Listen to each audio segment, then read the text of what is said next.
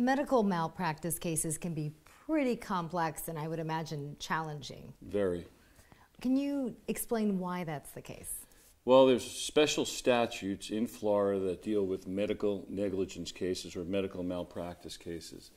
There are special requirements. The statute of limitations is 2 years, unlike most of the negligence cases in Florida, which would be 4 years. There's a requirement before you're even allowed to file a lawsuit for medical negligence that you have an expert opinion, a doctor's opinion, that the standard of care has been breached by the doctor you're complaining about as far as his medical negligence, or a hospital for that matter, that you're complaining about their care was below the community standard. So without that expert opinion, you have no right to even go forward and file a lawsuit. What other steps should a person take in order to win a malpractice case? Well, there's no question. Unlike every other case, a person cannot possibly handle a medical malpractice case without an attorney. And why is that? It's just too complicated. It's far too complicated. They don't have, the average person has no access to the experts that we need to get past the initial preliminary stages before we can file a lawsuit. They wouldn't know where to turn. They wouldn't know where to go. And these cases are highly contested because generally any case that's going to be litigated by an attorney is a rather large case. The expenses are high, the costs are high, and the challenges are tremendous. What defenses, speaking of challenges, are commonly raised when it comes to a medical malpractice case? Well, there's many defenses, but I think the most frequent one is that the standard of care has not been breached, that the community standard has that you're complaining that what negligence had occurred just wasn't breached. And just like we hire experts, the hospitals or the defendant doctors, they hire experts too to defend themselves on the grounds that what they did was appropriate. And so you were saying, really, you can't imagine anybody trying to handle this case on their own. It's just not possible. So what are some of the advantages to hiring a personal injury attorney when it comes to medical malpractice? Because we know what we're doing. We've been doing this for many, many years. We've handled hundreds of malpractice cases, and we've been involved with probably thousands of requests for malpractice cases. And that's the reason you need a lawyer, because it's an area that is very, very specialized. It's very expensive to handle, and there are tremendous challenges to be met. And I can't see how possibly any person without a lawyer could possibly do that. You know, a lot of people may be hesitant to hire an attorney because fearful that they can't afford it. In malpractice cases, Miranda, we operate on a contingent fee.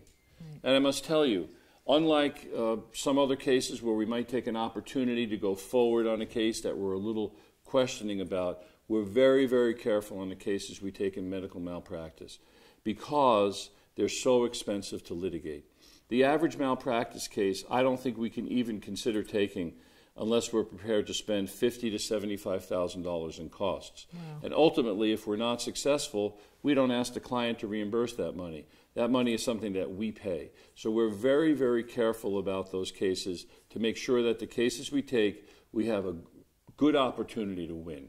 So if a person watching right now isn't sure whether or not they should even contact you, what constitutes a medical malpractice suit? Well, they shouldn't be worried about contacting us, because I can speak to a person and give them a fairly good idea on the telephone, and if not on the telephone, shortly after gathering some medical records and some documents as to whether we can help them, and that consultation's free.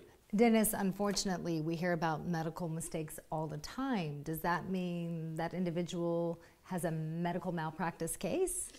Miranda, medical science is not an exact science. There can be mistakes that occur that don't result in very serious injuries. And those happen on a regular basis, and I think you hear about them on a regular basis. But the cases that we can help people on are much more serious cases where the injuries are quite significant and permanent. And if someone watching this video is thinking, I think I have a case, what should that person do? Well, I think they should call us. We have 15 lawyers on staff, And it's rather easy to initially make a determination as to whether the expenses involved, to gather the records and have experts review the records to determine if there's probable cause to believe that a medical negligence case has occurred, is warranted. But even in an initial phone conversation, we can usually have a fairly good idea as to whether there's reason to go forward. And we're happy to entertain that. We're happy to speak to a client and to answer their questions. And very often that relieves them of their concerns. Because people often are encouraged by their friends to call somebody and find out because they don't like what has occurred to them with a doctor. And it gives us the opportunity to give them an idea of what the law provides for them. And let them worry about taking care of themselves. Let them take care of themselves. That's exactly right. Dennis, thank you so much. Thank you.